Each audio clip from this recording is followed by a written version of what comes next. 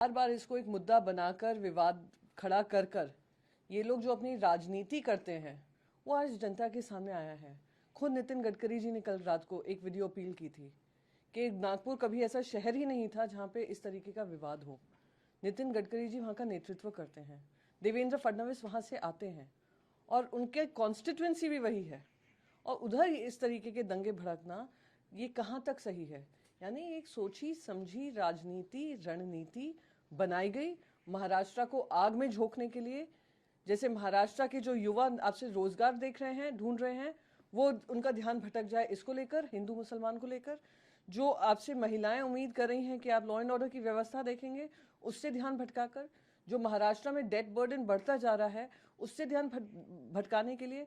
और बिजनेसेस एक unstable environment में बिजनेसेस को भगाने के लिए हमारे राज्य से, या हमारे राज्य के खिलाफ जो राजनीति दिल्ली से हो रही है, ये हमें बर्दाश्त नहीं है। सीएम देवेंद्र फडणवीस और डिप्टी सीएम एकनाथ शिंदे दोनों ने कहा है कि स्ट्रिक्ट एक्शन लेने के आदेश दिए गए हैं, जो भी कल्प्रिट्स हैं उनके खिलाफ कड़ी कार्रवाई होगी। कार्रवाई तो उन पे होनी चाहिए जिन्होंने ये दंगे भड़काए हैं। वो जो इनकम्पीटेंट, इनएडिक्वेट, इनकेपेबल मंत्री बनाए हुए हैं, जो अनाप शनाप बयानबाजी देते हैं, उन पे कब कार्रवाई करेंगे?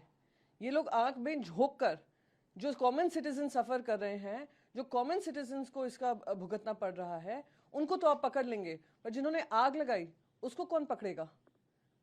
आदित्य ठाकरे और उद्धव ठाकरे दोनों का बयान आया कि लॉ एंड ऑर्डर पूरी तरह से कोलैप्स कर गया है, कि अलग से इंक्वायरी होनी चाहिए इंडिपेंडेंट जुडिशियल इंक्वायरी होनी चाहिए कि किस तरीके से ये पूरा माहौल भड़काया गया, माहौल को इस स्टेज पे लाया गया कि वायलेंस हो, वायलेंस के बाद इनकी राजनीति चले, महाराष्ट्र में अस्थिरता लाए, महाराष्ट्र में जो बिजनेस कारोबार है उसको ठप करने का काम करें।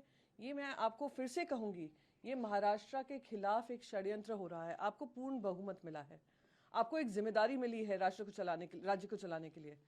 इलेक्शन से पहले आपने मराठास और ओबीसी में दंगे कराए और वाद विवाद कराए।